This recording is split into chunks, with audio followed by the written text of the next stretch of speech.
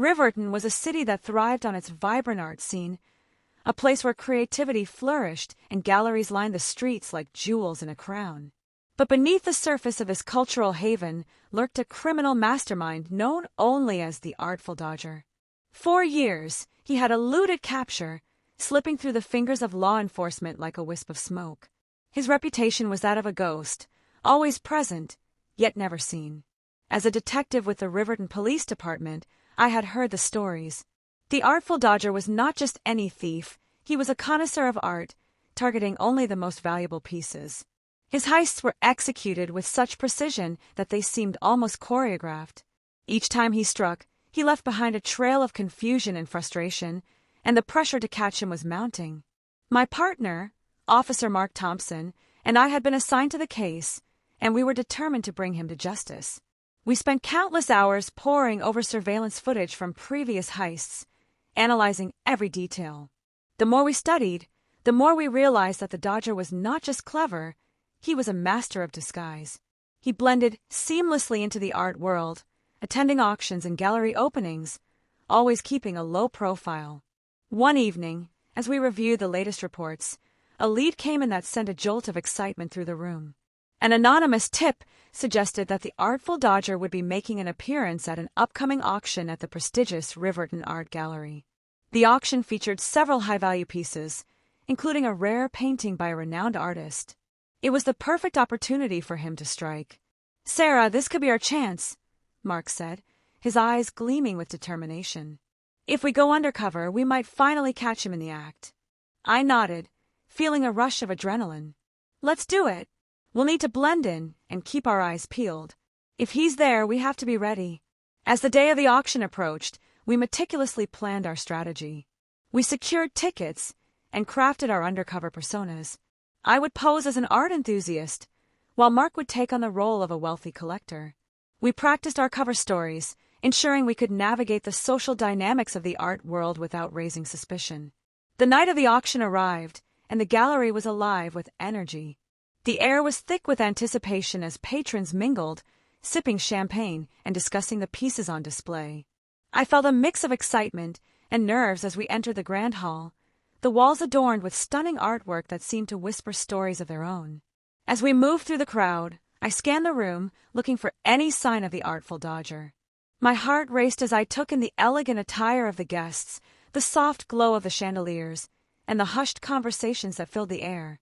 It was a world I had only glimpsed from the outside, and now I was immersed in it, searching for a criminal who thrived in this very environment. Then, just as the auction began, I spotted him, a man in a tailored suit, his dark hair slicked back, and a pair of stylish glasses perched on his nose. He blended in perfectly, his demeanor calm and collected as he surveyed the room. I felt a surge of adrenaline. This had to be the Artful Dodger. "Mark, I think I found him," I whispered, nodding discreetly in his direction. Mark's eyes narrowed as he focused on the man. "Let's keep our distance for now. We don't want to spook him." As the auctioneer began to present the first piece, I kept a close watch on the Dodger. He moved gracefully through the crowd, engaging in conversations, his charm disarming those around him. But I could see the glint of mischief in his eyes, a predator among unsuspecting prey. The auction progressed, and with each passing moment, I felt the tension building. I knew that the Artful Dodger was here for a reason, and I was determined to uncover his plan. As the bidding intensified for the rare painting, I could sense that the moment of truth was drawing near. Then, just as the auctioneer announced the final bid, I saw the Dodger make his move. He slipped away from the crowd, heading toward a side exit that led to the gallery's private viewing room. My heart raced as I exchanged a glance with Mark. This was it. We had to act fast. "Let's go," I said, my voice steady despite the adrenaline coursing through me. We moved swiftly through the crowd, our eyes locked on the Dodger as he disappeared around the corner. The chase was on, and I could feel the weight of the moment pressing down on me. This was our chance to finally catch the elusive. As we rounded the corner, the atmosphere shifted from the elegant chaos of the auction to a tense silence. The private viewing room was dimly lit, with only a few spotlights illuminating the artwork on the walls. I could hear the faint sound of footsteps echoing in the hallway, and my heart raced as we pressed forward, determined not to lose sight of the Artful Dodger. Stay close, I whispered to Mark, my voice barely above a breath. We moved cautiously, our senses heightened, every sound amplified in the stillness. The gallery was a maze of art and shadows, and I knew that one wrong turn could cost us our chance. As we approached the door to the viewing room, I could see the Dodger through the glass panel, his back turned to us as he examined a painting. He was focused, his hands gliding over the frame as if he were already planning his next move. I felt a surge of adrenaline. This was the moment we had been waiting for. On 3, I said, glancing at Mark. 1, 2, 3. We burst through the door, catching him off guard. The Artful Dodger spun around, his eyes widening in surprise. For a split second, I could see the calculation in his gaze, as if he were weighing his options. But before he could react, we were upon him. Police! Hands where I can see them! I shouted, my voice firm and authoritative. He hesitated, a flicker of defiance crossing his face, but the moment passed. With a resigned sigh, he raised his hands, a smirk playing on his lips. Well, if it isn't the dynamic duo. I was wondering when you'd catch up to me. Save the theatrics, Mark replied, stepping closer to secure his wrists and handcuffs. You're coming with us. As we led him out of the viewing room, I couldn't help but feel a mix of triumph and frustration. We had finally caught the Artful Dodger, but I knew that this was just the beginning. He was clever, and I had no doubt he would try to talk his way out of this. Do you really think you can hold me? He asked, his tone dripping with arrogance. I've slipped through the hands of the law for years. You think a couple of badges can stop me? I shot him a determined look. You're not as untouchable as you think. We've been watching you for a long time, and this time you won't get away. As we made our way back through the gallery, I could feel the eyes of the auction attendees on us. Whispers filled the air, a mix of shock and intrigue. The Artful Dodger was a local legend, and now he was being led away in handcuffs. I could see the excitement in the faces of the patrons, many of whom had likely admired his work without knowing the truth. Once outside, we guided him to the waiting police car, the cool night air a stark contrast to the heated chase we had just experienced. As we secured him in the back seat, I couldn't shake the feeling that this was only the tip of the iceberg. The Artful Dodger was known for his elaborate schemes, and I had a sinking suspicion that he wouldn't go down without a fight. Let's get him back to the station, Mark said, climbing into the front seat. We need to start the interrogation before he has a chance to come up with a story.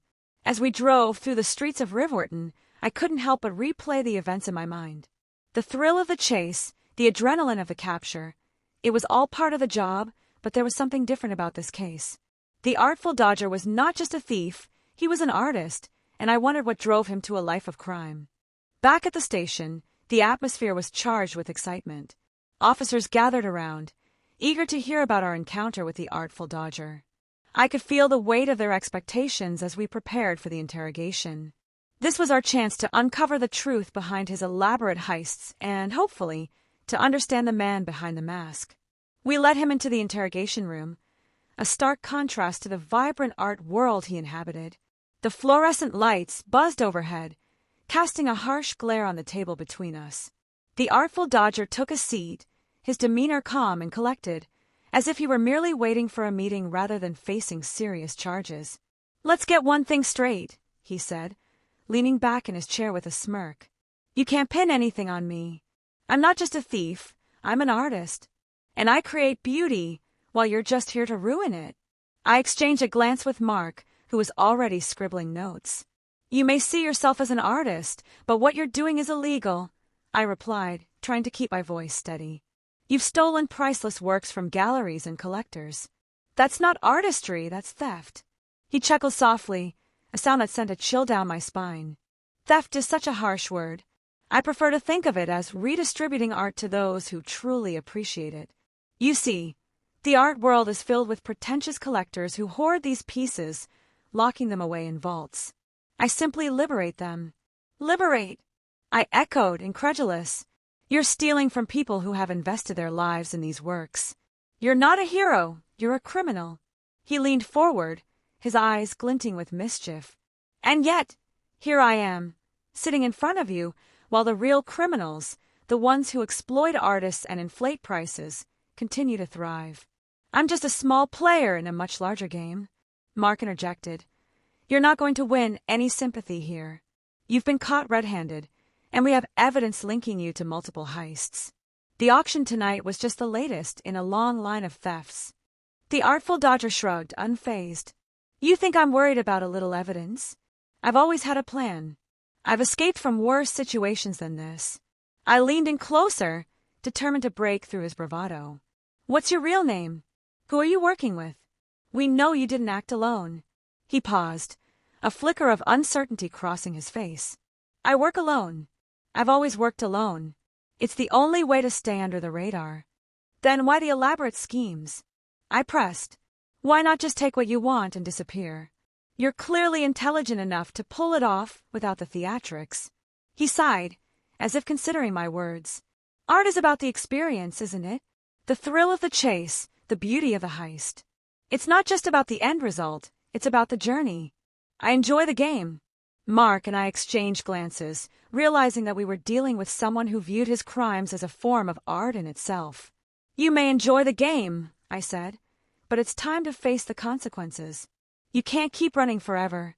The Artful Dodger leaned back in his chair, a sly smile creeping across his face. You think this is the end for me? I've been in tighter spots than this, and I always find a way out. You'll see. As the interrogation continued, I could feel the tension in the room thickening. The Artful Dodger was a master manipulator, and I knew that breaking through his defenses would require more than just straightforward questioning. He thrived on the thrill of the chase, and I needed to find a way to turn the tables. Let's talk about your last heist, I said, shifting my approach. The one at the Riverton Museum. You had a plan, didn't you? You knew exactly what you were doing. He leaned forward, intrigued. Ah, the museum. A beautiful place, filled with treasures. But you're right, I had a plan. It was all about timing and precision. I had to wait for the right moment when the security was at its weakest. Did you have help? I pressed. Someone on the inside. He hesitated, and for a brief moment, I thought I saw a crack in his facade. I don't need help. I'm more than capable of executing my plans on my own. Then why did you leave behind a calling card? I asked, recalling the signature left at the scene of the crime. A small, intricate drawing that resembled a playing card. You're not just stealing, you're taunting us. He smirked, clearly enjoying the attention. It's part of the game, Sarah. I want you to know it was me. It's a challenge, a way to keep you on your toes. If you can catch me, then maybe I'll consider retiring. Retiring? I scoffed. You think you can just walk away from this? You're facing serious charges, and the longer you play this game, the worse it will get for you. He leaned back, crossing his arms. You underestimate me. I've always had an exit strategy. I've planned for every eventuality.